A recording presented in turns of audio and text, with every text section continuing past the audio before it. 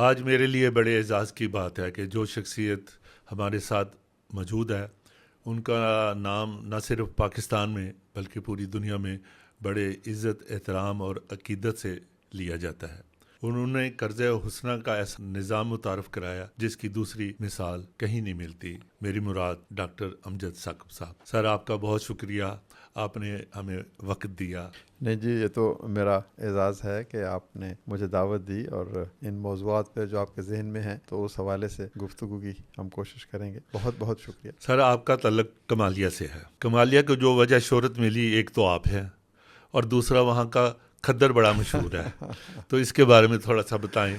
نہیں، ایکچولی میرا تعلق ایز سچ کمالیہ سے اس طرح سے ہے کہ میں نے اپنی زندگی کے ابتدائی کچھ سال وہاں گزارے، اور I was born there, but میرا جو ہے آبائی علاقہ نہیں ہے، تو وہ ایک فیصل آباد کے قریب ایک ڈجکوٹ نامی قصبہ ہے، تو میں وہاں سے تعلق رکھتا ہوں۔ اس کے قریب ایک گاؤں ہے، لیکن میں چونکہ میری بچپن کی ساری یادیں جو ہیں وہ کمالیہ کے گرد گھومتی ہیں، تو وہی گلیاں اور وہی عمارتیں اور وہی پرانے طرز کے جو وہاں پر حویلیاں اور گھر اور اس طرح کی چیزیں تھیں، تو انہوں نے میری پرورش کی، اور میری جو ذہنی طور پر جو کچھ میں نے بنا یا جو کچھ بھی میں نے اچیو کیا الحمدللہ، تو وہ اس میں بڑی کنٹریبیوشن ہے۔ لیکن کمالیہ کے لوگ ابھی بھی اس بات پر بڑا فخر محسوس کرتے ہیں کہ آپ کی جائے پیدائش تو کمالیہ جی، میں نے 5ویں جماعت تک وہاں پڑھا ہے، میں اس لیے میں کمالیہ کا اور کمالیہ کے لوگوں کا اور تمام اساتذہ کا، تو میں تو بڑے تہ دل سے مشکور ہوں کہ میں نے جیسے عرض کیا کہ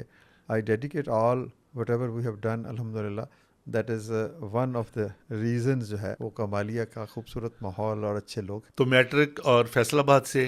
جی میٹرک اس کے بعد میں نے ایک اور چھوٹا سا قصبہ ہے فیصل آباد کے نزدیک، وہاں سے کیا، پھر اس کے بعد میں لاہور آ گیا، Government College Lahore, Government College, اس کے بعد آپ نے پھر کنگ ایڈورڈ میڈیکل سے MBBS کیا۔ گورنمنٹ کالج اور کنگ ایڈورڈ کے درمیان ایک خوبصورت بازار ہے جیسے انارکلی بازار کہتے ہیں، بس اس کو عبور کیا تو ہم پھر کنگ ایڈورڈ میں پہنچ گئے، اور وہاں پر پھر 5-6 سال گزرے۔ اور اس کے بعد آپ نے ماسٹر ایڈمنسٹریشن کا؟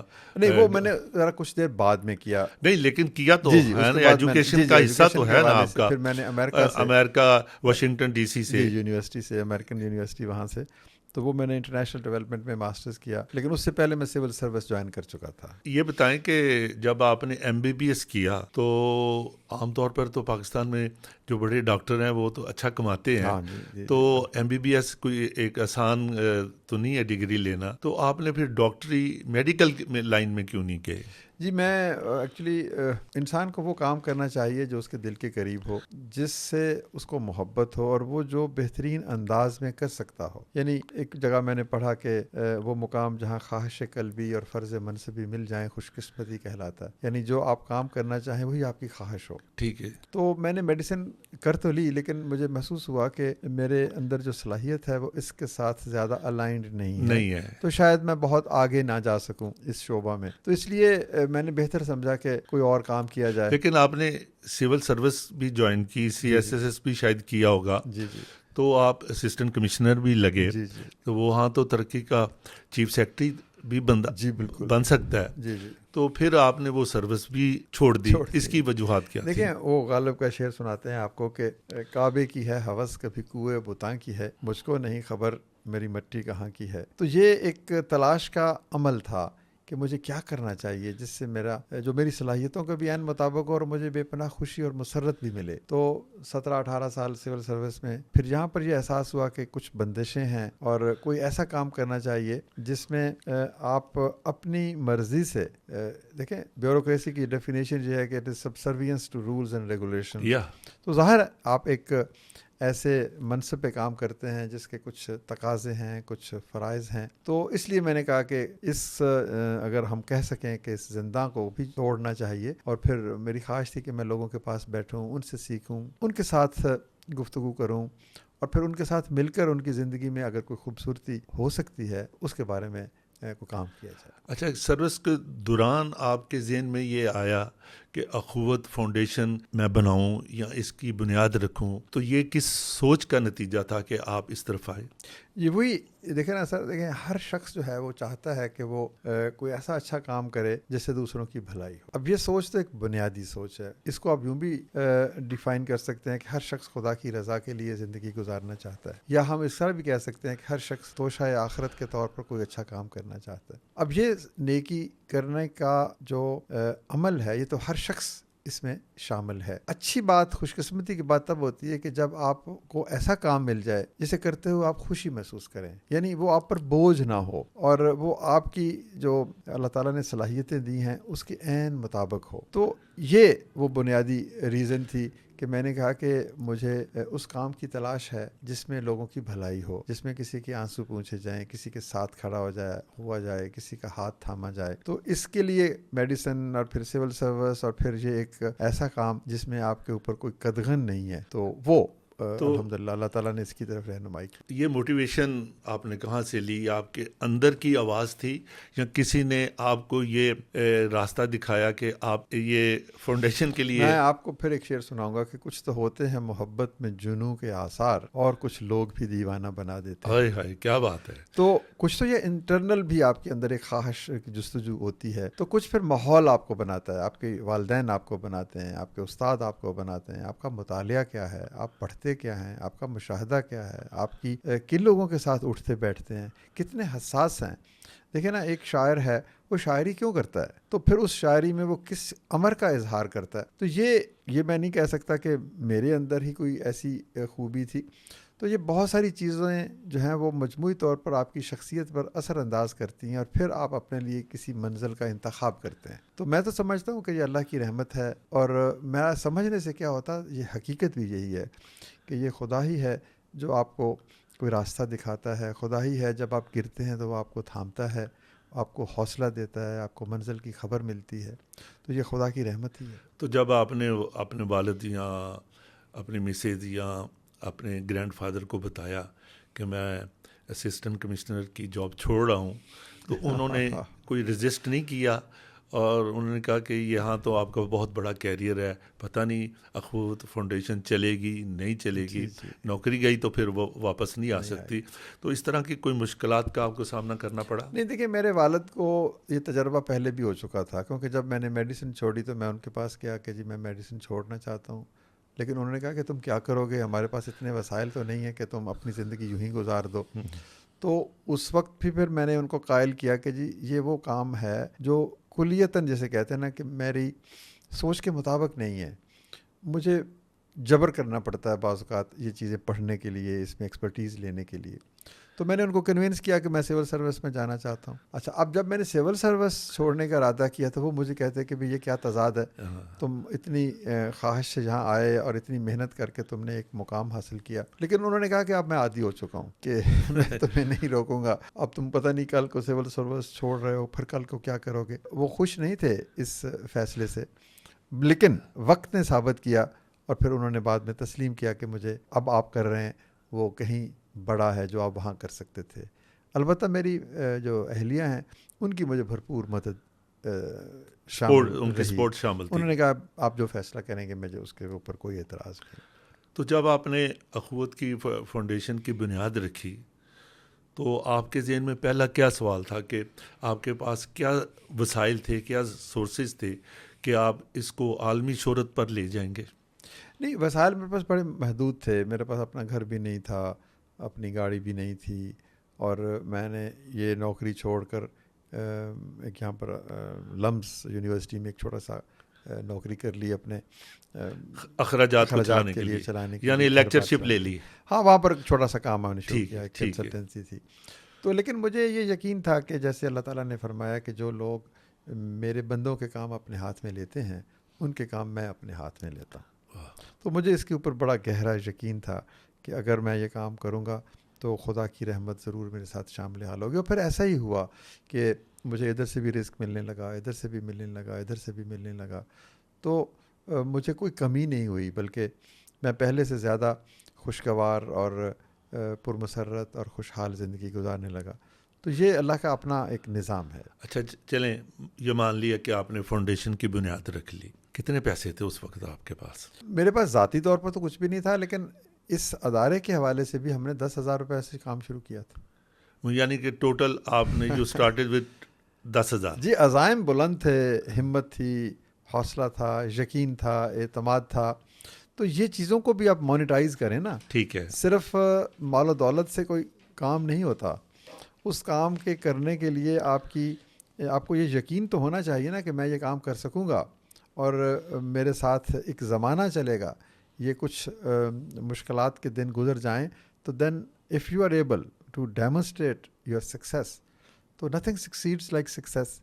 تو پھر تو کارواں بنے گا. یہ احساس ضرور تھا کہ ہمیں ابتدا میں بہت مشکلات اور بہت مصائب اور بہت رکاوٹیں ہوں گی، لیکن اگر ہم نے مستقل مزاجی سے، استقلال سے اور اخلاص کے ساتھ اس کام کو کرتے رہے تو پھر یہ ممکن نہیں ہے کہ اللہ تعالیٰ آپ کا ساتھ نہ دے. اس کو رجسٹر کروانے میں کوئی مشکلات آئیں آپ کو؟ نہیں، ابتدا میں تو پہلا 1 سال تو ہم نے رجسٹر ہی نہیں کروایا. ہم نے کہا کہ کیا ضرورت ہے، خود ہی کام کر دیں گے. لیکن پھر جب لوگوں کے عطیات آنے لگے تو پھر ہم نے کہا کہ اس کا باقاعدہ ایک بینک اکاؤنٹ ہونا چاہیے، اس کو رجسٹرڈ ہونا چاہیے. تو پھر اس کا بینک اکاؤنٹ کھلوانے کے لیے آپ کو رجسٹریشن چاہیے. پھر وہ حکومت کے بعض اداروں کے ساتھ رجسٹریشن ہوتی ہے. پھر وہ ہوا، پھر یوں آہستہ آہستہ کام آگے چلتا گیا. لیکن ڈونیشن اور فنڈز آپ کو سب سے پہلے کس نے دیے، کتنے دیے اور کیوں کر دیے؟ دیکھیے، یہ سارے بہت سے لوگوں کی اس میں کنٹریبیوشن ہے. تو مطلب 2 لاکھ روپے کا سب سے بڑا عطیہ ہمیں 1.5 سال کے بعد ملا. تو ہم اس وقت اتنے خوش تھے کہ بھائی یا شاید کروڑوں روپے کا عطیہ کسی نے دے دیا. کچھ دوستوں نے شروع میں 10,000 پھر دیے، پھر 20,000 دیے. پھر اس طریقے سے جوں دروازے کھلتے چلے گئے، جوں وسائل بڑھتے چلے گئے تو ہمارا اعتماد بھی بڑھتا چلا گیا. ہمیں جسے کہتے ہیں نا کہ خود پہ یقین اور خدا پہ یقین، یہ 2 بنیادی عناصر ہوتے ہیں سکسیس کے. اچھا، وہ پھر سارا سلسلہ آگے بڑھتا رہا. یہ بتائیں کہ سب سے پہلے آپ نے قرضہ کس کو دیا، وہ کون لوگ تھے اور کس بنیاد پر دیا، ان کی ویریفیکیشن کے متعلق بتائیں. جی وہی میں نے، یہ تو اب کہانی اکثر لوگوں تک پہنچ چکی ہے کہ ہم نے ایک خاتون کو 10,000 روپے دیے. وہ بیوہ تھیں، 4 بچے تھے اور وہ غربت سے نبرد آزما تھیں، لیکن وہ سود نہیں دینا چاہتی تھیں اور وہ بھیک نہیں لینا چاہتی تھیں. انہوں نے 10,000 روپے کا قرض حسن لیا. لیکن اس کے ساتھ ساتھ ہم نے کئی اور لوگوں کو بھی دیے. تو ابتدا میں 2-3 ناکامیاں ہوئیں، 2-3 کامیابیاں ہوئیں. لیکن یہ عورت جو ہے نا، یہ بہت ایک گہرا نقش چھوڑ گئی. اس کی جو سکسیس تھی کہ اس نے 10,000 روپے لینے کے بعد 6 ماہ کے بعد وہ 10,000 روپے واپس بھی کر دی اور ساتھ یہ پیغام بھی دیا کہ یہ 10,000 روپے اب آپ اپنی جیب میں نہیں ڈالیں، کسی اور کو دے دیں. تو یہ اس طرح کے جو دراصل انسان جو ہے نا وہ متاثر ہوتا ہے اپنے رسپانس سے، ماحول سے. جیسے کہتے ہیں نا کہ action, every action is equal to reaction. اس کا جو نیوٹن کا قانون ہے. تو آپ نیکی کرتے ہیں، جواب نہیں بھی ملے لیکن کبھی نہ کبھی جواب ملتا ہے، پھر آپ کا اعتماد بڑھتا ہے. تو ہمیں شروع میں ناکامی بھی ہوئی، لیکن ہمیں یقین تھا کہ اگر آپ گلاب بوئیں گے تو گلاب کی فصل ہی کاٹیں گے. یہ نہیں ممکن کہ گلاب بوئیں اور آپ کو کانٹوں کی فصل ملے. تو نیکی کا جواب حتمی طور پر نیکی ہے، بلکہ اس سے بڑی نیکی ہے. اس عورت نے 10,000 روپے واپس بھی کیے اور ایک بڑی نیکی یہ کی کہ اس نے یہ کہا کہ اس پیسے کو کسی اور کو دے دیں. یعنی اس نے اس نیکی کے ایک عمل کو پھیلا دیا، وسعت دے دی کہ یہ صرف مجھ تک کیوں محدود ہے، دوسروں کو بھی ملے درد کی دولت. یا رب، صرف میرا ہی بھلا ہو، مجھے منظور نہیں. تو یہ اس کے اندر وسعت آ گئی، ایک عالمگیر سطح کی ایک تحریک الحمدللہ اب بن گئی. جب آپ کسی کو قرضہ دیتے ہیں تو کیا اس کی کوئی ویریفیکیشن کرتے ہیں اور کیا وہ اس میں میکینزم ہوتا ہے کہ یہ ہمیں قرضہ واپس ضرور کرے گا؟ کوئی کسی قسم کی کوئی بانڈ، کوئی پلج چیز رکھتے ہیں ان کی؟ بانڈ پلج نہیں ہوتا، وہ صرف ایک کاغذ پر، سفید کاغذ پر دستخط کرتا ہے کہ جی میں نے اتنے پیسے لیے اور میں یہ اس طرح سے واپس کروں گا. ٹھیک ہے. اس کی کوئی قانونی حیثیت نہیں ہے، لیکن اس کی اخلاقی اور سماجی حیثیت. ٹائم فریم بھی ہوتا ہے. جی ٹائم فریم ہوتا ہے کہ میں نے کاروبار کے لیے لیے ہیں، اگر 1 لاکھ مثال کے طور پر لیے ہیں تو میں 2,000 3,000 4,000 ہر ماہ اپنی آمدنی کے حساب سے واپس کروں گا اور پھر الٹیمیٹلی تمام رقم واپس کر دی جائے گی. تو اس میں یہ ساری باتیں ایسے نہیں ہیں. ہم ایک ٹرمینالوجی استعمال کرتے ہیں اکنامکلی ایکٹیو, یعنی اس شخص کو قرضہ دیا جاتا ہے جس کے پاس کاروبار کرنے کی صلاحیت ہو, جو بھیک پہ یقین نہ رکھتا ہو, جو کسی طرح کے نشے میں یا کسی اور جرم میں سزا یافتہ نہ ہو. تو کچھ بنیادی چیزیں ہیں کہ یہ صلاحیت ہونی چاہیے اس شخص میں, یا اس طرح کی اس کا کردار ہونا چاہیے. یہ سارا چیک اپ کتنے دنوں ہم اگر کوئی شخص آن an average 3 weeks to 4 weeks لگتے ہیں. ٹھیک ہے. ایک شخص درخواست دیتا ہے, اس کے ہم گھر جاتے ہیں, اس کے دکان پہ جاتے ہیں, اس کے کاروبار پہ جاتے ہیں, اور کچھ اس کے دوستوں سے عزیز و اقارب پوری ویریفیکیشن کر لیتے ہیں. جی جی بالکل. تو یہ آپ نے یہ جو انٹرسٹ فری نظام متعارف کرایا, اسٹیٹ بینک نے یا کسی بینکرز نے, انہوں نے یہ نہیں آپ کو کہا کہ آپ نے تو ہمارا نظام ہی ڈسٹرب کر دیا, ہم تو سود پہ بیس کرتے ہیں؟ نہیں, ایسے تو کوئی نہیں کہتا. ہاں, بہت سے لوگوں نے کہا کہ یہ ممکن نہیں ہے. ٹھیک ہے. انہوں نے کہا کہ یہ بغیر انٹرسٹ کے یا بغیر آپریشنل کاسٹ لیے ہوئے آپ اس نظام کو چلا نہیں سکتے. اس کی سسٹینیبلٹی پہ بہت سے سوال کھڑے ہوئے, لیکن کسی نے یہ تو نہیں کہا کہ, کیونکہ اگر آپ مارکیٹ اکانومی کی بات کرتے ہیں تو ایک شخص اگر ایک چیز 100 روپے کی بیچتا ہے تو وہی چیز میں 10 روپے کی بیچ سکتا ہوں. تو یہ تو ہمارا اپنا اختیار ہے نا. تو مشکلات آئیں, لوگوں نے اس کو ڈاؤٹس کریٹ کیے, اور ان کا خیال تھا کہ یہ نظام آگے نہیں چلے گا.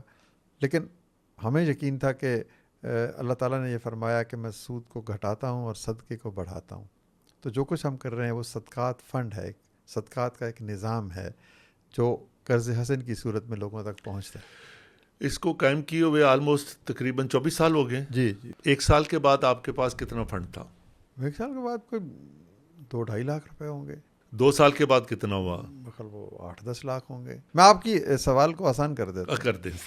دیکھیں, آج ہم 10,000 سے جو رقم سے شروع ہوا نا کام, اب ہم 400 ارب روپوں کے قرضے دے چکے ہیں. پہلی بات. اب آپ کتنے؟ 400 ارب روپوں کے مجموعی قرضے دے چکے ہیں. مطلب دے چکے ہیں, بانٹ چکے ہیں. اور ایک قرضے کی بجائے اب ہم اب تک تقریباً 65 لاکھ قرضے دے چکے ہیں. اور بھی میں اس کو اگر سادہ الفاظ میں بیان کروں تو 25 سال آپ نے گنے کہ ہمارے وجود کو ہوئے, تو 14 سال کے بعد ہم نے تقریباً 15 ارب روپے کے قرضے دیے تھے. یعنی 25 سال میں, اب سفر دیکھیے نا, کہ پہلے 14 سال کے بعد ہم نے 15 ارب کے قرضے دیے تھے, اور اب 25ویں سال میں پچھلے 1 ماہ میں ہم نے 15 ارب کے قرضے دیے. 1 ماہ میں؟ یعنی جو سفر 14 سال میں طے ہوا وہی سفر 1 ماہ. تو لیٹ می سے کہ یہ اللہ تعالیٰ کے اس حکم کی جو ہے نا, آپ کو امپلیمنٹیشن نظر آتی ہے خدا کے اس حکم کی کہ میں صدقے کو بڑھاتا ہوں اور سود کو کم کرتا ہوں. تو اتنی بڑی رقم, وہ آپ کے جو جن لوگوں نے آپ کو سپورٹ کیا اور آپ بلینز میں چلے گئے, کام تو آپ نے 10,000 سے شروع کیا اور وہی 10,000 آپ کو واپس آ گیا, رہا تو آپ کے پاس 10,000 ہی. لیکن یہ رقم کس طرح بڑھتی گئی؟ دیکھیں, اس کے 2 پہلو ہیں. ایک تو یہ ہے کہ یہ ہم نے کہا کہ مواقعات مدینہ کے تحت ایک شخص کی مدد کرے, جس طرح انصار نے مہاجرین کی تھی. تو ایک تو ہمارا سسٹم یہ ہے کہ لوگ ہمیں عطیات دیتے ہیں. الحمدللہ ہماری جو دیانت ہے اور جو ہمارا امانت کا ہم نے کانسیپٹ دیا, تو ہماری ویب سائٹ ہے, ہماری آڈٹ رپورٹس ہیں, تو لوگ اعتماد کرتے ہیں. اس کے ساتھ ساتھ پھر دوسرا اس میں جو بہت زیادہ اس میں اضافہ ہوا, وہ اس میں حکومت بھی شامل ہے. صوبائی حکومتیں بھی شامل ہیں, وفاقی حکومت بھی شامل ہے. حکومت نے جب ہمارا کام دیکھا تو انہوں نے کہا کہ یہی کام ہم بھی کرنا چاہتے ہیں, لیکن ہم اپنے جو کسی محکمے کے ذریعے نہیں کر سکتے, کیونکہ اس میں پیسے کا لین دین ہے, تو اس میں کوئی خامی آ سکتی ہے, کیونکہ ایک اسپیشلائزڈ جاب کہ آپ نے فائنینشیل انٹرمیڈیشن کرنی ہے, کیسے کرنی ہے. تو یہ جو ابھی ہم اتنی بڑی رقم تک پہنچے ہیں, اس میں وفاقی حکومت, ہر صوبے کی حکومت کے ساتھ ہم کام کرتے ہیں. خاص طور پر پنجاب کی حکومت نے, موجودہ حکومت نے بہت زیادہ, یہ آپ نے سنا ہوگا اپنی چھت اپنا گھر کے نام سے ایک پروگرام چل رہا ہے, تو اس کے توسط سے اربوں روپے کی رقم گھروں کی تعمیر کے لیے بغیر سود کے چھوٹے قرضوں کی صورت میں ہزارہ لوگوں تک پہنچی ہے. تو اس طرح سے یہ کام بڑھا ہے. تو اس کا مطلب ہے حکومت بھی آپ کو سپورٹ کرتی ہے؟ جی بالکل. حکومت دیکھیں اصل کسٹوڈین آف ریسورسز جو ہیں وہ تو حکومت ہے نا. تو آپ جو بھی کام کریں اس میں وسائل، حکومت کے وسائل کہاں سے آتے ہیں؟ حکومت کے وسائل بھی تو لوگوں کی توسط سے آتے ہیں. تو یہ ہم کہتے ہیں کہ یہ ایک اجتماعی ذمہ داری ہے، فرد کی ذمہ داری ہے، اس کے بعد معاشرے کی ذمہ داری ہے، اس کے بعد ریاست کی ذمہ داری. تو تمام لوگ یہ کام کریں گے تو پھر ہی غربت کے اس افرید سے نجات ملے گی. کسی باہر کے ملک سے بھی آپ کو فنڈنگ ہوئی؟ نہیں، باہر کے ملکوں سے ہم جان بوجھ کر نہیں لیتے. ہم کہتے ہیں کہ غربت اگر میرے وطن میں ہے تو اس کے خاتمے کی ذمہ داری بھی میرے وطن میں ہونی چاہیے. میں غریب ہوں تو میرے بھائی کو چاہیے میری مدد کرے، یا کوئی اور غریب ہے تو میری ذمہ داری ہے میں اس کی مدد کروں. یہ 25 کروڑ عوام ایک باہمی امداد کا نظام تشکیل دیں، ایک شخص کو. ہم یہ کہتے ہیں کہ 50% لوگ آپ کے غریب ہیں، 50% غریب نہیں ہیں. تو جو غریب نہیں ہیں اس میں سے ایک شخص، ادھر والے گروہ میں سے ایک شخص کو اپنا دوست بنا لے. تو یہ باہمی امداد کو ہی مواخات یا بھائی چارہ کہا جاتا ہے. تو میں کیوں جا کر کشکول گدائی اٹھا کر اہل یورپ کے پاس جاؤں، کسی اور کے پاس جاؤں؟ یہ میرے گھر میں اگر ایک غریب ہے میرا بھائی تو اس کی غربت کے خاتمے کے لیے جدوجہد میرا فرض ہے، اس کا ہاتھ تھامنا میرا فرض ہے. اس کو کسی جگہ پر مدد کی ضرورت ہے تو وہ میری ذمہ داری. تو ہم اس کنٹیکسٹ میں دیکھتے ہیں کہ یہ ایک اسلامی مواخات کے تصور کو بھی اپنانا ہے، اور 25 کروڑ عوام کو ہی ایک دوسرے کے مسائل. دیکھیں باہر سے جو بھی مدد ملتی ہے اس کے پس منظر میں کچھ اور عزائم ہوتے ہیں. تو ہم کیوں کسی کے جا کے دروازے پہ دستک دے کے کہیں کہ ہمیں کچھ دو؟ مانگنے والے کبھی امیر نہیں ہوتے. وہی شخص آگے بڑھتا ہے زندگی میں جو خود محنت کرتا ہے، جو ایثار کرتا ہے اپنے بھائی کے لیے. تو یہ ہمارا تصور جو ہے نا، یہ اخوت کے حوالے سے ہم کہتے ہیں کہ پورا پاکستان ایک خاندان ہے. کچھ لوگ پیچھے رہ گئے ہیں، کچھ لوگ آگے بڑھ گئے ہیں. جو آگے بڑھ گئے ہیں ان کو ہاتھ پھیلا کر جو پیچھے رہ گیا اس کو آگے لے کے جانا. اچھا، آپ نے یہ کہا کہ آپ باہر سے اگر کوئی دینا بھی چاہے، پاکستانی جو باہر رہتے ہیں وہ ہمیں بہت ڈونیشنز دیتے ہیں.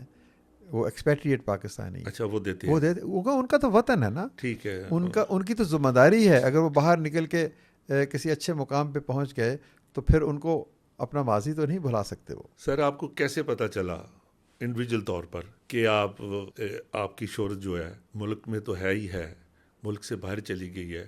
اس کی بنیادی وجہ تو اخوت فاؤنڈیشن ہے، لیکن آپ کو ایک فیل آئی کہ میں نے جو کام شروع کیا تھا، جو نوکری چھوڑی تھی، میں اس میں زیادہ مطمئن ہوں.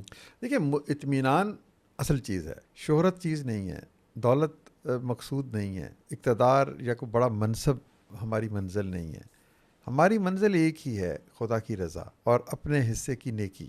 خدا نے ہمیں کیوں تخلیق کیا، اس پہ ہمیں غور کرنا ہے، اور پھر ہمیں اس لمحے کے لیے خود کو تیار کرنا ہے جب ہم اپنے رب کے حضور پیش ہو کر اپنے عمل کا حساب دیں گے. تو یہ خواہش نہیں ہے کہ کوئی بہت بڑا مرتبہ مل جائے یا بہت شہرت ہو جائے.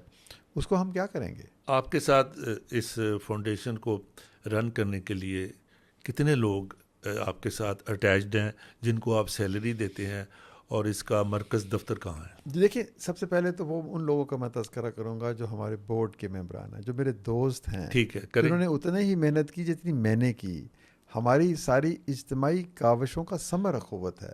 ٹھیک کہ ہے، میں نہیں کہہ سکتا کہ میں نے بنائی اخوت. ایک آئیڈیا تو تھا، لیکن ظاہر ہے جب تک آپ کے ساتھ ایک دوستوں کا حلقہ نہیں ہو تو آپ کو بڑا کام نہیں کر سکتے. پھر اس کے بعد تقریباً ہمارے 8,000 کے قریب امپلائیز ہیں. 8,000؟ جی. تو وہ ہمارے دو طرح کے پروگرام نا، ایک چھوٹے قرضوں کا اور ایک تعلیم کا. ٹھیک ہے، میں تعلیم کی طرف ابھی آنا ہے. تقریباً 4,000 لوگ چھوٹے قرضوں کے پروگرام سے منسلک ہیں اور اتنے ہی لوگ تعلیم کے شعبہ سے منسلک ہیں. تو اب یہ وہ لوگ ہیں جن کو امپلائمنٹ ملتی ہے. جو پہلے دوست میں نے آپ کو بتایا، بورڈ کے ممبر، ڈونرز، بہت سارے اور دوست، یہ کوئی کمپنسیشن نہیں لیتے، یہ رضاکارانہ طور پہ کام کرتے ہیں. تو our institution is the combination of necessary compensation and volunteerism. کیونکہ اس کا حسن جو ہے نا وہ والنٹیرزم سے آتا ہے، وہ ایثار سے آتا ہے، وہ رضاکاریت سے آتا ہے. لیکن جو پیڈ ملازم ہیں وہ بھی اتنے ہی اہم ہیں. اب یہ تو ممکن نہیں ہے نا کہ کوئی شخص کہے کہ میں اپنے گھر والوں کو یتیم خانے میں جمع کرا دوں اور خود سے رضاکاریت کرتا رہوں اور کوئی معاوضہ نہ لوں. وہ اس کا حق ہے. آپ امام مسجد صاحب کو بھی کچھ نہ کچھ پیش کرتے ہیں تو وہ اپنی خدمات جو ہیں وہ اللہ کے لیے, اللہ کی رضا کے لیے, وہ ان کی بنیادی ضروریات تو پوری ہونی چاہیے. تو جو ہمارے ملازمین ہیں وہ بھی دراصل والنٹیئر ہیں. وہ والنٹیئر اس طرح سے ہیں کہ وہ 40 گھنٹے کی تنخواہ لیتے ہیں ہفتے میں, کام کرتے ہیں جو, لیکن کام وہ 60 گھنٹے کا کرتے ہیں, 80 گھنٹوں کا کرتے ہیں, صبح شام یہ کام کرتے ہیں, اور پھر وہ مارکیٹ سے کہیں کم سیلری لیتے ہیں. تو یہ جو شخص اگر تنخواہ لیتا ہے تو وہ تو اس کا حق ہے, وہ بھی اتنا ہی قابل احترام ہے جتنا ایک رضاکار ہے, بشرطے کہ وہ اپنا کام دیانتداری سے ادا کرے. تو آپ کے یہ جو آفیسز ہیں جہاں لوگ آ کر اپلائی کرتے ہیں, یہ پاکستان میں کتنے دفاتر ہیں؟ یہ تقریباً 800 کے لگ بھگ دفاتر ہیں. کراکرم اور ہندو کش اور ہمالیہ کے برف پوش پہاڑوں سے لے کر کے پی اور پنجاب اور بلوچستان سے ہوتے ہوئے آپ بحیرہ عرب کے ساحل تک چلے جائیں, یہ پھیلے ہوئے ہیں. مواقعات کی خوشبو کریا کریا بستی بستی پھیلتی ہے. اور لوگ, اب یہ جو میں نے آپ کو بتایا کہ 60 لاکھ قرضے دیے گئے, تو یہ تقریباً 40 لاکھ سے زیادہ گھرانوں کو دیے گئے. تو یہ کسی ایک شہر میں تو نہیں رہتے.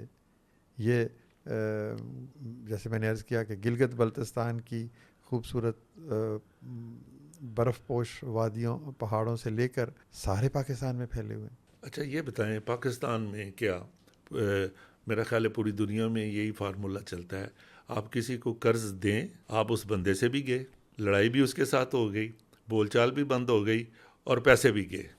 آپ کے پاس کون سی ایسی وہ گدڑ سنگھی ہے کہ لوگ, کسی کو آپ نے لاکھ روپیہ دیا, 2 مہینے بعد 3 مہینے بعد وہ لاکھ آپ کو دینے آ گیا. دیکھیں اسی تصور کو ہم نے غلط ثابت کیا. دیکھیں اگر آپ کی یہ بات درست ہو تو پھر ہمارے 400 ارب روپوں کی واپسی کی شرح 99.9% کیوں ہے؟ تو ہم نے اس تصور کو غلط ثابت کیا ہے کہ لوگ بددیانت ہیں, لوگ جھوٹے ہیں, لوگ پیسہ لے کے بھاگ جاتے ہیں. ہاں کچھ شرائط ہیں, کچھ بنیادی اصول اگر آپ اپنا لیں تو پھر اخوت جیسا نظام آپ قائم کر سکتے ہیں. وہ بنیادی اصول کیا ہیں کہ آپ کے اندر اخلاص ہے, آپ ذاتی نام و نمود کے لیے یا دولت کے لیے یہ کام نہیں کرتے, آپ سود سے بچتے ہیں, آپ بھائی چارے کا مظاہرہ کرتے ہیں, اور آپ اچھے لوگوں کو تلاش کرتے ہیں جن کو یہ رقم دی جائے, اور پھر ان کے ساتھ دوستی کا ایک ایسا رشتہ قائم کرتے ہیں کہ وہ یہ محسوس کرتے ہیں کہ یہ تو میرا بھائی ہے. یعنی اس معاشرے میں جیسے ابھی آپ نے فرمایا کہ کوئی کسی کو پیسے نہیں دیتا, نہیں واپسی کا ادھر واپسی کانسیپٹ ہی نہیں ہے, تو لوگ اگر آپ اس ماحول میں, تو اور آسان ہو گیا نا کہ آپ کسی کے پاس جائیں, اسے کہیں کہ میں تو تمہارا دوست ہوں, میں تو تمہارا بھائی ہوں, یہ لو 20,000, یہ لو 50,000, یہ لو 1 لاکھ روپے, اور میں نے تم سے سود بھی نہیں لینا, کل جس کو میں نے دیے تھے اس نے واپس کر دیے, اب تم واپس کرو گے تو اگلے کو ملیں گے. یعنی اس شخص کے ساتھ ہم نے ایک محبت کا, بھائی چارے کا رشتہ قائم کر لیا, اور اس کے اندر جو چھپا ہوا خوبصورت انسان ہے وہ بے نقاب ہو گیا. تو جب انسان بے نقاب ہوتا ہے, آدمی سے سفر کرتے کرتے آپ انسانیت کے مقام پہ پہنچتے ہیں, تو پھر نیکی کا جواب نیکی سے ملتا ہے. تو اس کا میں جو سمجھا ہوں, اگر مجھ سے کوئی قرض مانگے تو میں وہ پیسے پہلے آپ کو دوں گا, آپ ان کو دیں, وہ آپ کو واپس کرے, پھر آپ مجھے دیں, یعنی کہ یہ سیفٹی ہے. ایسا ہو سکتا ہے. ایسا اکثر لوگ ہمارے پاس آتے ہیں, وہ کہتے ہیں جی ہم اپنے رشتہ داروں کو, غریب ہیں, ہم ان کی مدد کرنا چاہتے ہیں, ہم پیسے دیتے ہیں تو وہ واپس نہیں کرتے. اچھا, ہم نے انہیں کہا کہ آپ ہمیں دے دیں. آپ ان کو یہ نہ بتائیں کہ آپ نے پیسے دیے, آپ انہیں کہیں کہ جی آپ اخوت سے جا کے پیسے لے لیں. ہمارا ایک نظام ہے, ایک آرگنائزیشن ہے, ایک سسٹم ہے. اس آدمی وہ جو آپ نے پیسے دیے نا, تو وہ مہینے بعد, 6 مہینے بعد, سال بعد کہے گا بھائی جان چودھری صاحب میں تو لٹ گیا, میں تو برباد ہو گیا, میرے کو تو پیسے نہیں ہیں, مینوں ਹੋਰ ਮਹੀਨਾ ਦੇ ਦਿਓ, ਤੁਸੀਂ ਤਾਂ ਐਡੇ ਵੱਡੇ ਆਦਮੀ ਹੋ, ਤੁਹਾਡੇ ਵਾਲਦ ਸਾਹਿਬ ਐਡੇ ਵੱਡੇ ਆਦਮੀ ਸਨ, ਤੁਹਾਡੇ ਦਾਦਾ ਜੀ ਇਤਨੇ, ਤੁਸੀਂ ਹੁਣ ਮੈਨੂੰ ਕੋਲੋਂ 20,000 रुपया ਲੈ ਕੇ ਮੈਨੂੰ ਵਾਪਸ ਲੈਣਾ ਚਾਹੁੰਦੇ ਹੋ. جب وہ یہ بات کرے گا نا, تو آپ کے اندر کا ایک جو انا پرست شخص ہے نا, وہ کہے گا اچھا جی میری تو بڑی تعریف ہو رہی ہے, چل چھڑ یار ٹھیک ہے پھر دے دیں گے. پھر یعنی آپ اس کو ایک نظام نہیں بنا رہے, آپ نے اس کو جن ٹرمز اینڈ کنڈیشنز پر آپ نے پیسے دیے وہ بھی اس کے اوپر پورا نہیں اتر رہا, اور آپ بھی پورا نہیں اتر رہے. تو وہ لوگ جو ہیں جو اس قسم کا کام کرتے ہیں کہ پیسے واپس نہ کرنا، وہ دراصل آپ کے اندر جو نیکی ہے اور آپ کے اندر جو رحم ہے وہ اس جذبے کو ایکسپلائٹ کرتے ہیں. ٹھیک ہے، ٹھیک. اور پھر ہم بھی اپنی انا کے گھوڑے پہ سوار ہو گئے، ہم کہتے ہیں اچھا ٹھیک ہے اس نے معافی مانگی ہے، یہ منت اللہ کر رہا ہے تو چھوڑ دو. نظام ایسے نہیں چلتا. کتنے پرسنٹ لوگ ایسے ہوتے ہیں جو آپ جن کو ڈسکوالیفائی کرتے ہیں، جو آپ کے معیار پہ نہیں جی اترتے؟ شروع میں ہمارے پاس اگر 100 اپلیکیشنیں آتی تھی تو اس میں سے 50-60 لوگوں کو قرضہ ملتا تھا. باقی کسی وجہ سے جو ہمارا معیار ہے اس پہ پورا نہیں اترتے تھے. لیکن اب لوگوں کو پتہ چل گیا کہ ان کا یہ کڑا معیار ہے، اس لیے اب ہمارے پاس وہ لوگ آتے ہی نہیں ہیں جو کوالیفائی نہیں کرتے، جن کو یہ جو کسی اور سوچ کے ساتھ پیسے مانگنا چاہتے ہیں. تو اچھے لوگ ہمارے پاس آتے ہیں. تو وہ صاحب جنہوں نے کہا جی کہ ہمارے پیسے آپ دیں، فلاں بندے کو آئے گا تو اس کو دے دینا ہے، بتانا نہیں ہے.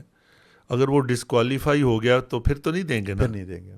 ہم یہ دیکھتے ہیں ان کو پیسے، 2 چیزیں ہم ان سے درخواست کرتے ہیں کہ ایک تو آپ نے نہیں بتانا کہ آپ نے پیسے دیے اور اخوت نے آپ کے پیسے ان کو دیے. ٹھیک ہے. کیونکہ پھر کل کو یہ کہے گا جی پھر تھوڑے کو آ جائے گا معافی. اچھا ایسے میں نے تو ویسے ہی ایسی بات کی ہے، لیکن آپ نے تو اس کو انڈوز کیا کہ ایسا ہوتا ہے. بہت ہوتا ہے. لوگ کہتے ہیں کہ ہم کہتے ہیں انہیں کہ ہم اسٹیٹ بینک کے اصولوں کے تحت کوئی آپ سے سیونگز نہیں لے سکتے، لیکن اگر آپ دینا چاہتے ہیں ہمارے پاس کوئی ایسا کولیٹرل نہیں ہے کہ ہم آپ کو دے سکیں کہ جی یہ آپ نے اگر 1,00,000 روپے یا 10,00,000 روپے دیا تو یہ ضمانت ہے. آپ نے ہمیں بھی اسی طرز پر یہ قرض دینا ہے جس پر ہم کسی کو دیتے ہیں. یس. آپ کو ہم پر اعتماد ہے تو دیں، نہیں ہے تو نہیں دیں. اچھا یہ بتائیں، منیمم آپ نے سٹارٹ میں 10,000 دیا، میکسیمم آپ نے قرضہ کتنا؟ میکسیمم دیکھیں جو کاروباری سطح ہے نا وہ تقریباً 4,00,000 روپے میکسیمم ہوتا ہے، لیکن موسٹلی ہمارا 1.5 لاکھ روپیہ ایوریج نکلتا ہے. کوئی 50,000، کوئی 60,000، کوئی لاکھ، کوئی 2 لاکھ، کوئی 3 لاکھ، تو ایوریج تقریباً 1.5 لاکھ. کبھی کوئی ایسا بزنس مین آیا ہو جس کا اچھا خاصا کاروبار ہو، وہ کہتا ہے جی کہ میرے کاروبار میں یہ ڈنٹ پڑ گیا، مجھے اتنے پیسے چاہیے، میں آپ کو واپس کر دوں گا، تو اس طرح کا بھی کوئی کیس ہوا ہے؟ نہیں، ہماری اپر لمٹ جو ہے نا وہ ڈیفائنڈ ہے securities exchange commission of Pakistan کے تحت. اپر لمٹ ڈیفائنڈ ہے کہ ہمارے جیسے ادارے اس سے زیادہ بڑی رقم قرض پہ نہیں دے سکتے. نمبر 1. نمبر 2، ہمارا مقصد دیکھیں، اگر آپ کے پاس 10,00,000 روپے آپ 1-1 لاکھ کر کے دیں تو 10 گھرانوں میں ایک امید کی شمع روشن ہوتی ہے. بالکل کاروبار ٹھیک ہے. آپ وہ 10 لاکھ ایک شخص کو بھی دے سکتے ہیں. یس. تو ہماری خواہش یہ ہوتی ہے کہ جو 10 لاکھ مانگ رہا ہے نا، اس کا مطلب ہے وہ ریسورسفل ہے، اس کے پاس پہلے بھی کچھ وسائل ہوں گے، وہ اس سطح کا غریب نہیں ہے، اس ایبسولوٹ پاورٹی جو ایبجیکٹ پاورٹی جسے ہم کہتے ہیں اس کا شکار نہیں. تو ہماری خواہش ہوتی ہے کہ تھوڑے پیسے کے باوجود زیادہ لوگ اس سے مستفید ہوں. تو وہ لاکھ روپے کر کے آپ 10 خاندانوں کو آپ نرچر کرتے ہیں. تو یہ طرز عمل ہوتا ہے. چھوٹے قرضے جو دیے جاتے ہیں کہ یہ چھوٹے ہی ہونے چاہیے تاکہ وہ لوگ اس سے زیادہ جس کے پاس جو 10 لاکھ مانگتا ہے نا وہ شاید بینک سے بھی لے سکتا ہے یا اپنی کوئی پراپرٹی بیچ کے بھی لے سکتا ہے، لیکن جس نے لاکھ لینا اس کے پاس کچھ نہیں ہے، وہ کوئی کولیٹرل نہیں رکھتا. ٹھیک ہے. آپ نے ایک یونیورسٹی بھی بنائی ہے اور کچھ اسکولوں کو اڈاپٹ کیا ہوا ہے جن کو آپ فنانس کرتے ہیں، تو اس مد میں کتنی رقم یونیورسٹی بنانے میں کتنا آپ کا اخراجات آیا اور کہاں بنی وہ یونیورسٹی؟ اور اس میں فیس فری ہے؟ جی فی فری ہے. ٹھیک ہے. دیکھیں یونیورسٹی بنانے کا تصور 5-7-10 سال پہلے آیا. ہم نے کہا کہ چھوٹے قرضوں سے آپ ایک خاص طرح کی غربت کا خاتمہ کرتے ہیں. ٹھیک ہے. لیکن کسی بھی قوم کی جو الٹیمیٹ جو ڈیسٹنی بنتی ہے نا وہ تعلیم سے بنتی ہے. ایک یہ خیال آیا. دوسرا پھر ہم نے کہا کہ جو امیر ماں باپ کے بچے ہیں وہ تو فیس دے سکتے ہیں، فیس دینی چاہیے کیونکہ اس کے بغیر یہ نظام نہیں چل سکتا. لیکن ایک غریب ماں باپ کا بچہ ہے، بہترین صلاحیت رکھتا ہے، وہ 20 لاکھ روپے یا 10 لاکھ روپے سال کا نہیں دے سکتا. تو پاکستان بننے کا مقصد یہ تو نہیں تھا کہ صرف عمرہ کے بچے پڑھیں، ان بچوں کو بھی تو پڑھنا چاہیے. تو ہم نے ایک نیا نظام متعارف کروایا. ہم نے کہا کہ جس طرح چھوٹے قرضے بھی آپ واپس کرتے ہیں، ہم نے بھیک تو نہیں دیتے کسی کو، چھوٹے چھوٹے قرضے دیتے ہیں، سود نہیں لیتے. تو ہم نے کہا کہ اسی طرح سے ہم بچوں کو کہیں گے کہ آپ آج کمرہ جماعت میں چلے جاؤ، فیس نہ ادا کرو، 10 سال بعد فیس دے دینا جب تم اس قابل ہو جاؤ گے. جب تم ڈاکٹر بن جاؤ گے، جب تم انجینئر بن جاؤ گے، جب تم کاروبار کرو گے. تو وہ چھوٹے قرضے جو ہیں ہمارے کاروباری نوعیت کے، وہ شارٹ ٹرم ہیں، 2 سال 2.5 سال، لیکن 3 یہ سال. لانگ ٹرم ہے. یہ لانگ ٹرم ہے کہ جب اس نے کامیاب ہونا ہے زندگی میں، ڈاکٹر بننا ہے یا انجینئر بننا ہے، تبھی پیسے دینے ہیں نا. اور وہ ہم اس کو تربیت اس طرح سے کرتے ہیں کہ دیکھو آج تمہارا بھلا ہوا، کل 10 کسی سال اور بعد تم فیس دو گے تو پھر ایک اور بچہ پڑھے گا، یس یس پھر ایک اور بچہ پڑھے گا. تو معاشرے میں جیسے میں نے پہلے کہا کہ ایک اجتماعی امداد کا نظام بننا چاہیے کہ جن کے پاس آج ہے وہ آج دوسروں کی مدد کریں، جن کے پاس کل ہوگا وہ پھر کل دوسروں کی مدد کریں گے. تو یہ سائیکل نیکی کا ایک سائیکل بنے گا. تو اس سے ملک اور قوم اور سماج اور معاشرے تعمیر ہوں گے. تو اس طرح کے کچھ اسٹوڈنٹس، جی چند دن پہلے میرے پاس ایک بچہ آیا، وہ آپ اندازہ کریں کہ ابھی اس نے بی اے پاس، یعنی بی اے نہیں، وہ ایک چارٹرڈ اکاؤنٹنٹ بن رہا ہے، تو ICMA میں وہ بچہ.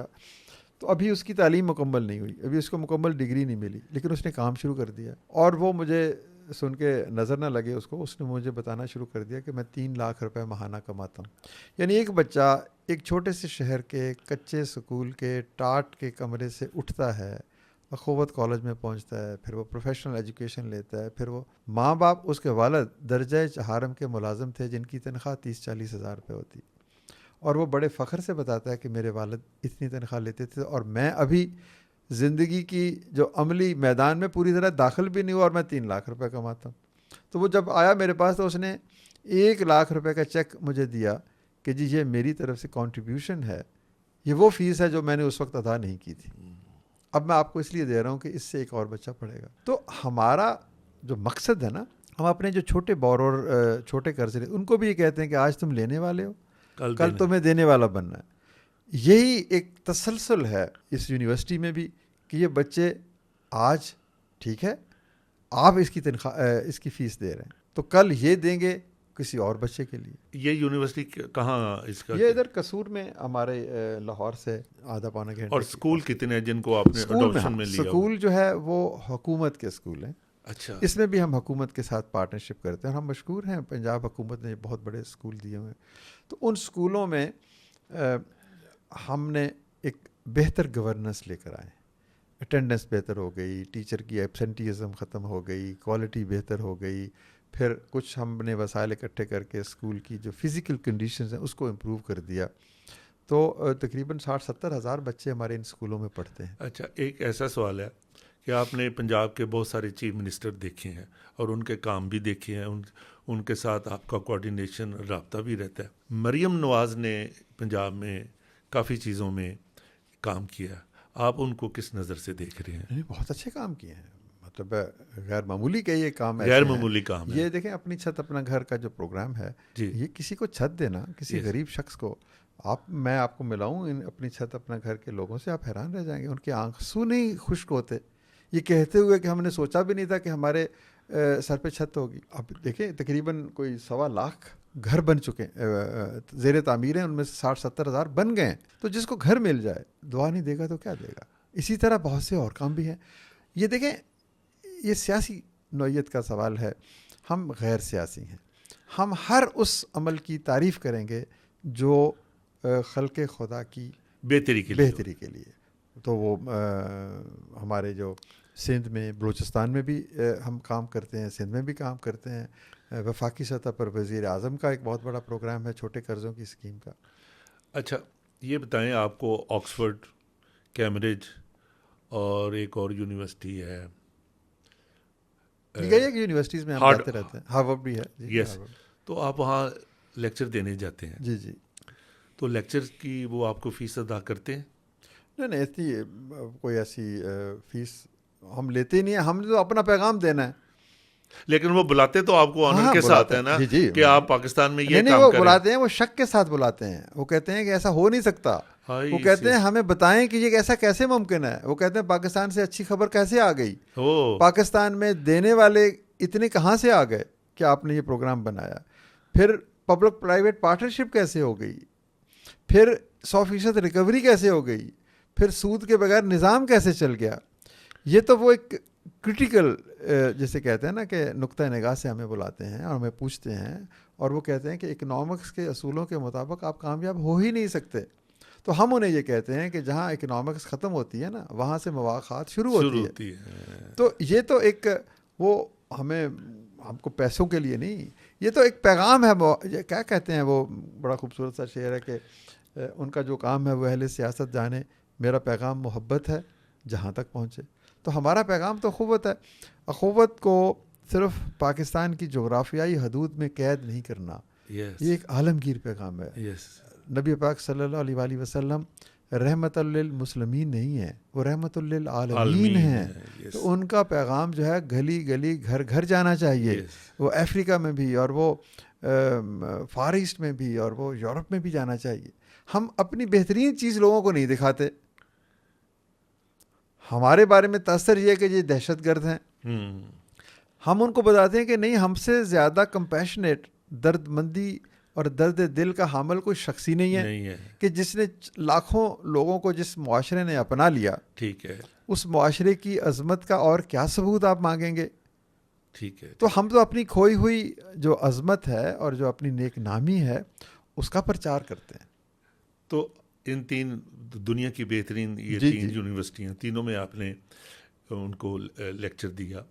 آپ کو ان تینوں میں سے سب سے زیادہ مزہ کس یونیورسٹی میں آیا جہاں آڈینس نے آپ کو بڑے غور سے سنا؟ ہر جگہ غور سے سنتے ہیں, ہر جگہ ہی الحمدللہ غور سے سنتے ہیں. اور گیدرنگ کتنی میں نے ہوتی؟ یونائٹڈ نیشنز میں بھی خطاب کیا جس میں 80 ممالک کے لوگ تھے, 80 ممالک کے نمائندے تھے, اور وہ absolutely they were dazzled, they were shocked, they were surprised, they didn't believe ایسا پاسبلٹی ہے.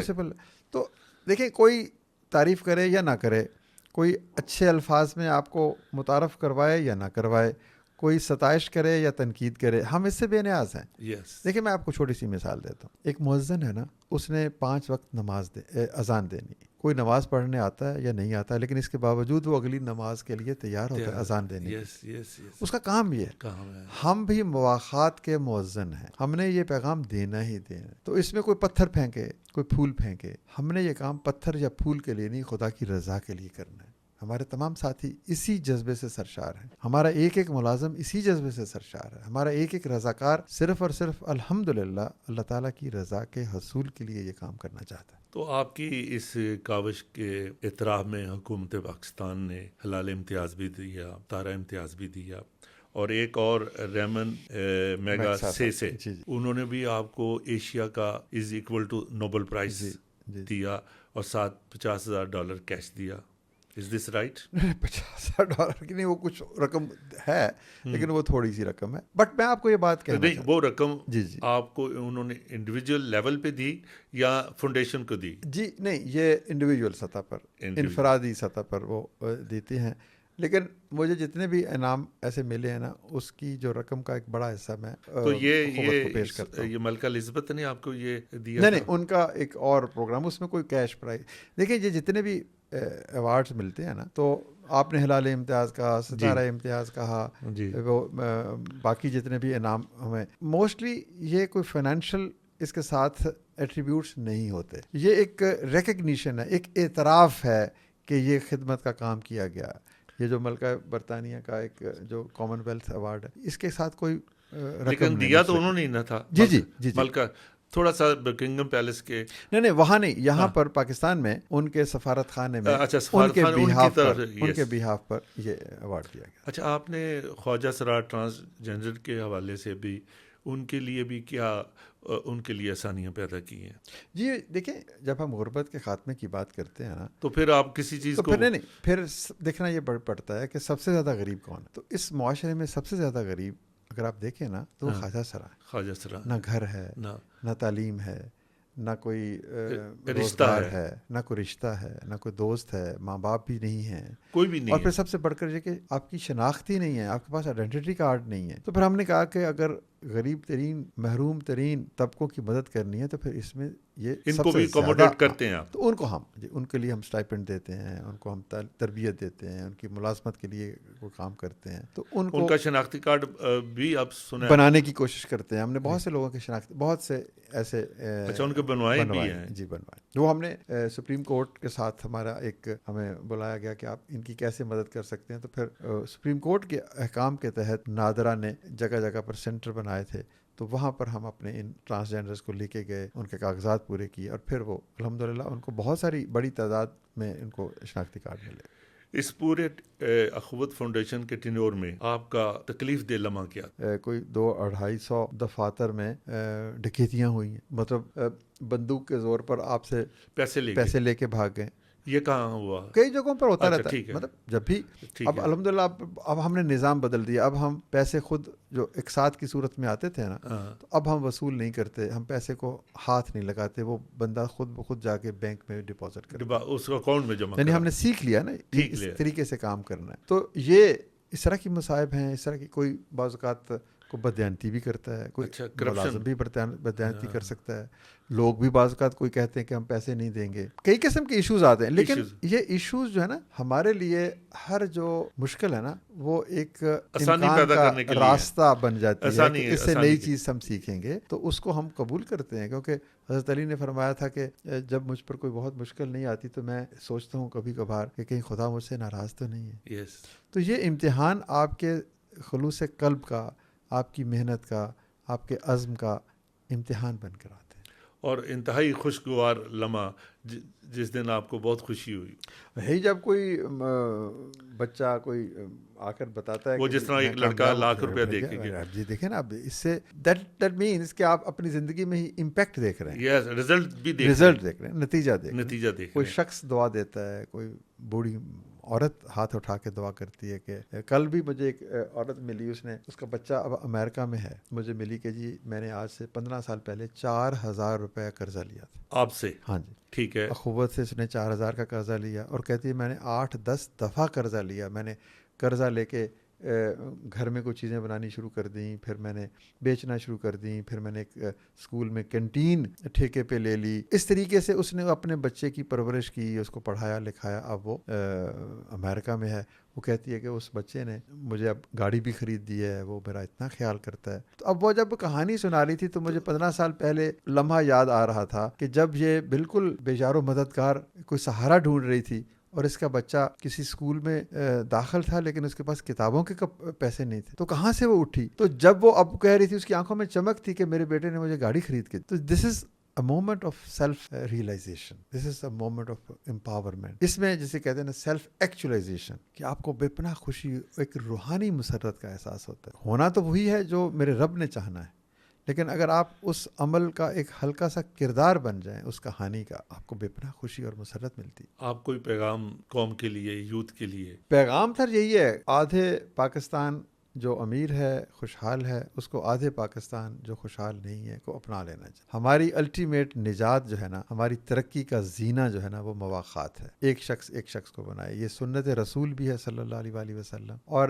دیکھا بھالا اصول بھی ہے کہ زندگی میں کامیاب تبھی ہوتے ہیں جب ہم ایک ایسا معاشرہ بناتے ہیں جس میں ہر شخص ایک دوسرے کی مدد کرے. تو پیغام یہ ہے کہ آپ بے شک اخوت کا ساتھ نہ دیں, آپ اپنی اخوت بنا لیں. آپ ایک شخص کو, ایک گھرانے کو اپنا دوست بنا لیں. آپ کسی ایک گھرانے سے کہیں کہ یہ میں تمہیں 50,000 یا ₹1,00,000 دیتا ہوں, جاؤ جا کے پھلوں کی ریڑھی لگاؤ, اور پھر میں نے پیسے واپس لینے ہیں, واپس لے کے میں نے پھر اپنی جیب میں نہیں ڈالنے, میں نے ایک اور کو دینے. تو آپ کی اپنی اخوت بن گئی. آپ 5-10 سالوں میں 5-10 خاندانوں کی مدد کر کے اس کو غربت سے نکال چکے. یا آپ کہتے ہیں کہ میرے بچے پڑھ رہے ہیں, ایک اور بچہ میں نے اڈاپٹ کیا. اگر آپ کے 4 بچے ہیں, آپ کہیں ایک 5واں بچہ بھی, بے شک وہ ان 4 بچوں کے اعلیٰ اسکول میں نہیں پڑھتا, لیکن کسی درمیانے درجے کے, اگر وہ بچہ ڈاکٹر بن جائے, وہ بچہ انجینئر بن جائے, وہ بچہ کسی بڑے منصب پہ پہنچ جائے, تو یہ آپ کی اخوت. تو ہم کہتے ہیں کہ صرف ہم ہی نہیں, جگہ جگہ یہ چراغ روشن ہونے چاہیے. تو آپ پیغام آپ کے سننے والوں کے لیے میرا یہی ہے کہ اپنی اخوت بنا لیں یا ہمارے ساتھ شریک ہو جائیں. راستہ نجات کا مواخات. ڈاکٹر صاحب, میرے لیے یہ آج کا دن بڑا, میں سمجھتا ہوں بہترین لمحہ آج کا ہے کہ میں نے اتنی بڑی شخصیت کے سامنے بیٹھ کے. اس سے مجھے اختلاف ہے, میں بہت معمولی آدمی ہوں. چلیں, وہ تو آپ تمام تر خامیاں, لغزشیں, لیکن الحمدللہ میں خدا کا مشکور ضرور ہوں کہ میں ہر لمحہ شکر گزاری کے بوجھ تلے دبا رہتا ہوں کہ اس نے ایک عام انسان سے ایک اچھا کام کروا لیا. آپ کا بہت شکریہ, آپ نے بہت قیمتی وقت دیا. اور میں پھر کہوں گا کہ میرے لیے بھی آج بڑا اہم دن ہے کہ میں آپ سے ہمت کی آپ سے بات چیت کرنے کی. آپ کا بہت شکریہ. جزاک اللہ.